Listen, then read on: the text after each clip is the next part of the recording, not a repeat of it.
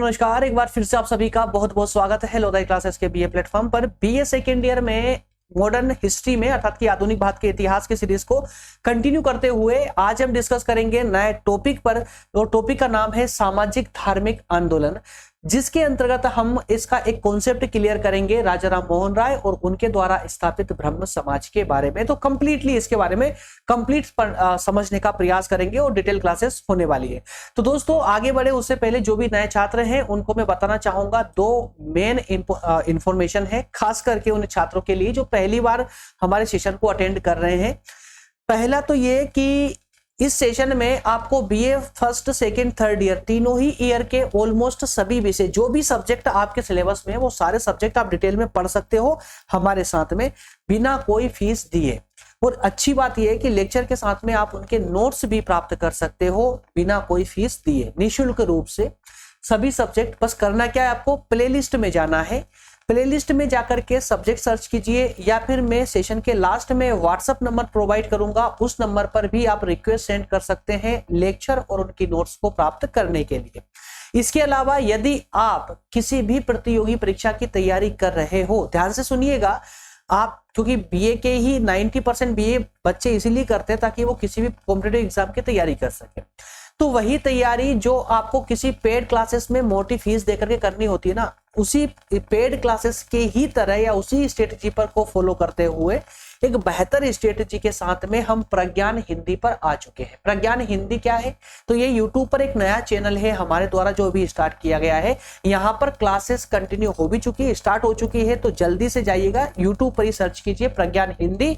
वहां पर ये हमारी फोटो वाला ही लोगो मिलेगा, इस जहां पर भी आपको प्रज्ञान हिंदी चैनल लिखे सब्सक्राइब कर ले, बेल आइकन को प्रेस कर ले ताकि आपको डेली क्लासेस आना मिलना प्रारंभ हो जाए सभी कॉम्पिटिटिव एग्जाम की तैयारी के लिए। ठीक है, बाकी इंफॉर्मेशन आपको वहां चैनल पर मिल जाएगी। चलिए शुरू करते हैं अपना आज का सेशन। ये आपका सिलेबस है जिसके अकॉर्डिंग हमारी क्लासेस चल रही है। फर्स्ट सेकंड यूनिट आपकी पूरी तरह कंप्लीट हो चुकी है। थर्ड यूनिट पर अभी हमारा सेशन मूव हुआ है। थर्ड यूनिट में टॉपिक नंबर 14 हम डिस्कस कर रहे थे, जिसमें स्वतंत्रता संग्राम में महिलाओं की माफ कीजिएगा, ये कंप्लीट हो चुका है आपका। भारतीय पुनर्जागरण भी कंप्लीट हो चुका है। ये टॉपिक नंबर 16 आज कवर करेंगे हम, जिसमें सामाजिक धार्मिक आंदोलन ये आपका मेन टॉपिक है। इसके अंतर्गत कुछ विचारकों को हम पढ़ने वाले, जैसे राजा राम मोहन राय, ईश्वर चंद्र विद्यासागर, दयानंद सरस्वती और स्वामी विवेकानंद। ठीक है, तो इन चार विद्वानों के बारे में हम पढ़ने वाले हैं। तो चाहते तो इनको एक सेशन में भी कवर कर सकते थे, लेकिन यहाँ पर आपकी कंफ्यूजन बढ़ जाएगी, इसीलिए चारों विचारकों पर एक छोटे छोटे सेशन अलग अलग लेकर के मैं आऊंगा। हाँ, लेक्चरों की quantity, lecture number of lecture जरूर बढ़ जाएंगे, लेकिन आपका जो सब्जेक्ट है पूरा स्मूथ हो जाएगा। ठीक है ना, ये पूरा सिलेबस है, हर एक चैप्टर पर एक एक क्लासेस आपको देखने को मिलेगी, डिटेल में होगी सभी क्लासेस। ठीक है ना, तो आज के सेशन में क्या क्या पढ़ने वाले हैं? सबसे पहले हम राजा राम मोहन राय के योगदानों के बारे में जानेंगे, उसके बाद में ब्रह्म समाज के बारे में जो कि राजा राम मोहन राय के द्वारा इसको स्थापित किया गया। बस ये दो कॉन्सेप्ट है आपके मेन। तो आइए शुरू करते हैं बिना किसी देरी के। सबसे पहले हम बात करेंगे राजा राम मोहन राय के द्वारा दिए गए योगदानों। दोस्तों अगर हम व्याख्या वाले पॉइंट रख दें, यहाँ पर व्याख्या वाला पॉइंट रख दें, तो व्याख्या में आप कुछ चंद लाइनें यहां से ले सकते हो। जैसे राजा राम मोहन राय को हम अग्रदूत के नाम से भी जानते हैं, नए युग के अग्रदूत के नाम से भी जानते हैं। क्यों जानते हैं? क्योंकि इनका भारत में विशेष करके लगभग समाज के प्रत्येक क्षेत्र में इनका बड़ा ही योगदान रहा है। क्या योगदान रहे हैं? तो इसी योगदान को हम अगले आने वाले पॉइंटों में समझेंगे अलग अलग क्षेत्रों के माध्यम से। धार्मिक क्षेत्र में इनका क्या योगदान रहा, सामाजिक क्षेत्र में क्या योगदान रहा, आर्थिक या राजनीतिक या विभिन्न क्षेत्रों में क्या क्या योगदान। तो उन्हीं योगदानों को देखते हुए ही इन्हें नए युग के अग्रदूत के नाम से जाना जाता है। और वास्तविक रूप से इनके बड़े ही योगदान रहे हैं और इनके योगदानों के माध्यम से ही आज जो वर्तमान का समाज है, उस समाज का वर्तमान का समाज जहां पर इन्होंने टर्न लिया, वर्तमान का समाज ने प्राचीन सभ्यताओं या रूढ़िवादियों को छोड़ करके आज वर्तमान में जिस समाज को हम देख रहे हैं, वो समाज, वह समाज कहीं ना कहीं राजा राम मोहन राय की ही देर रही। तो आइए इनके विभिन्न क्षेत्रों में किए गए सुधारों या योगदानों की चर्चा हम करते हैं। सबसे पहले हम बात करेंगे इनके धार्मिक या सामाजिक क्षेत्र में किए गए योगदान। स्टेप बाय स्टेप दोस्तों कंटेंट बहुत प्यारा है, पढ़ते ही आपको समझ आने वाला है। बहुत प्यारा कंटेंट लिया है मैंने और इतना आसान लैंग्वेज में करके लाया हूं ना कि एक बार पढ़ोगे पढ़ते ही आपको दिमाग में एंट्री कर जाएगा। राजा राम मोहन राय ने धार्मिक और सामाजिक क्षेत्र में जो योगदान दिए हैं, उन योगदानों में हम कह सकते हैं कि धर्म के नाम पर उस समय जो मिथ्याचार या आडंबर चल रहे थे, जो पाखंड चल रहे थे, या कई प्रकार की ऐसी कुप्रथाएं चल रही थी जो कहीं ना कहीं समाज और समाज में रहने वाले लोगों को दूषित कर रही थी या उनके लिए हानिप्रद थी, ऐसी प्रथाओं के विरोध में, ऐसी कुप्रथाओं के विरोध में इन्होंने प्रथम व्यक्ति मान सकते हो इनको, जिन्होंने आवाज उठाई। इन्होंने पाश्चात्य देशों की प्रगति को देखते हुए या उनसे प्रेरित होकर के पाश्चात्य का ही अनुकरण करके सुधार आंदोलन चलाना प्रारंभ किया। और ये पाश्चात्य की प्रगति दैट मींस कि यूरोपीय देशों की प्रगति को देखते हुए वो चाहते थे कि जिस प्रकार से यूरोप के देश अर्थात कि पाश्चात्य देश प्रगति कर रहे हैं, उसी सिद्धांतों पर चलकर के भारत भी क्यों प्रगति नहीं कर सकता। तो उसी प्रगति को वो भारत में लाना चाहते थे और इसीलिए उन्होंने सुधार आंदोलन चलाना प्रारंभ किया। अगर हम बात करें इनके अन्य क्षेत्रों में, तो इन्होंने धार्मिक क्षेत्र की बात करें दोस्तों, तो धार्मिक जो धर्म ग्रंथ थे या धार्मिक और सामाजिक परंपराएं थी, उनका अध्ययन किया और उसके संबंध में जनता को सचेत करना प्रारंभ किया। और यहीं से एक पुनर्जागरण आंदोलन की शुरुआत हो जाती है। कैसे पुनर्जागरण आंदोलन शुरुआत हुई, क्या सचेत किया, क्या उस समय के लोग धार्मिक प्रथाओं से सचेत नहीं थे, क्या जानकार नहीं थे, क्या धर्म ग्रंथों के बारे में नहीं जानते थे? जी हाँ, जानते थे। समाज की परंपराओं के बारे में भी जानते थे, धर्म ग्रंथों के बारे में भी जानते थे, लेकिन उतना ही जितना उस समय के धर्म के ठेकेदारों ने समाज को समझाया था, बताया था। और धर्म के ठेकेदारों ने समाज को उतना ही बताया था जितना उन ठेकेदारों के हित में। लेकिन राजा जी ने अर्थात कि राजा राम मोहन राय ने वास्तविक धर्म ग्रंथों के द्वारा दी जाने वाली शिक्षा से समाज को अवगत कराना प्रारंभ किया और यहीं से समाज में एक नई चेतना का संचार होना प्रारंभ। इस प्रकार उन्होंने अंधविश्वास पर आधारित कुप्रथाओं के विरुद्ध विवेकपूर्ण प्रचार अभियान चलाया। तो उन्होंने जो कार्य किया है, क्योंकि समाज के विरुद्ध कार्य करना, समाज में जो प्रथाएं चल रही है उन प्रथाओं पर कुठाराघात करना आम बात नहीं है। समाज के विरोध में खड़ा होना कोई आम बात नहीं होती है, लेकिन उन्होंने बहुत ही बुद्धिपूर्ण तरीके से सरकार को मजबूर करके, सरकार को अपने साथ लेकर के इन कुप्रथाओं पर प्रहार किया है। तब कहीं जाकर के समाज विचलित हुआ और उसमें परिवर्तन की भावना जागृत हुई। इसके अलावा अन्य क्षेत्रों की बात करें तो इनका विशेष योगदान राजनीति के क्षेत्र में भी रहा है। राजा राम मोहन राय का मानना था कि भारत के पतन का जो सबसे बड़ा कारण है वो भारत की गुलामी है। यदि भारत आजाद हो जाता है तो वो भी अन्य देशों की तरह अपनी प्रगति कर सकता है। और इसी कारण से राजा राम मोहन राय भारत की स्वतंत्रता का समर्थन करते थे। जिन देशों में और स्वतंत्रता किस प्रकार से, जो अन्य देशों में जिस तरह से आंदोलन चल रहे हैं उसी आधार पर भारत में भी वो स्वतंत्रता आंदोलन चलाना चाहते थे। उन्होंने समर्थन किया जो अन्य देशों में आंदोलन चल रहे थे। राजा राम मोहन राय की जो है यह सोच कहे या ये योगदान कहे इस क्षेत्र में, ये राजा राम मोहन राय का एक बड़ा ही योगदान रहा है देश के। क्योंकि उस समय में जब राजा राम मोहन राय ने आवाज उठाई थी, समाज के कुप्रथाओं के विरुद्ध आवाज उठाई, भारत की स्वतंत्रता को लेकर के आवाज उठाई, उस समय ये आवाज बहुत ही मंद हुआ करती थी। गिने चुने लोग ही इस प्रकार की भाषा बोला करते थे। लेकिन इन्होंने सिर्फ बोला नहीं बल्कि उनको वास्तविक रूप से करके दिखाया। और इसी कारण से आज हम इन्हें यहां पर समाज सुधारक के रूप में पढ़ रहे हैं। इसके अलावा अगर हम बात करें अन्य क्षेत्रों की तो सांस्कृतिक क्षेत्र में भी इनका एक बड़ा योगदान रहा है। सांस्कृतिक क्षेत्र में हम बात करेंगे भारतीय शिक्षा की।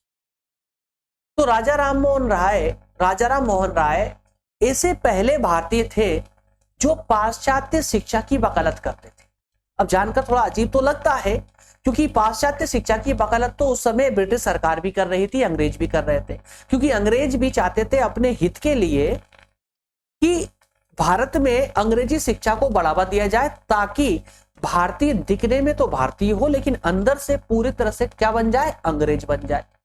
तो राजा राम मोहन राय ने इस बात का समर्थन किया था, अंग्रेजों की इस भावना का समर्थन किया था, लेकिन उद्देश्य इनका अलग था। ये चाहते थे कि भारतीय अंग्रेजी शिक्षा प्राप्त करे ताकि वो प्रत्येक आधार पर तर्क और बुद्धि का प्रयोग कर सके।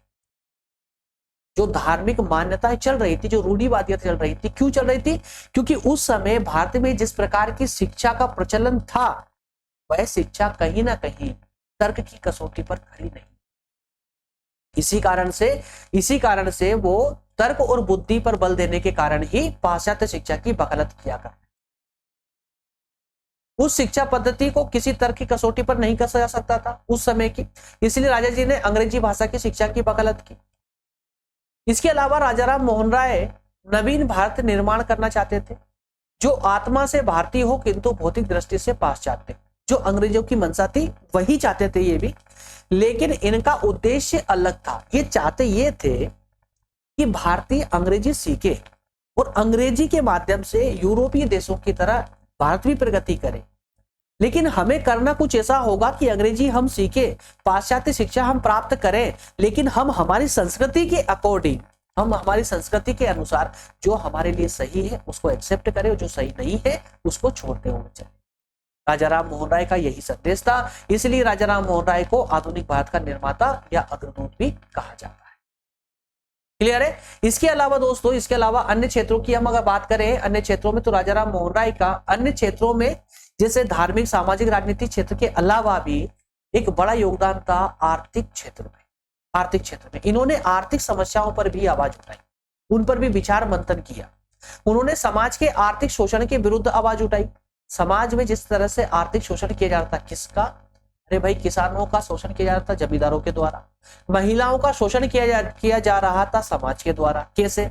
महिला वर्ग को पुरुषों की तरह या पुरुषों के द्वारा संपत्ति के अधिकार से दूर रखा गया था, वंचित रखा गया था।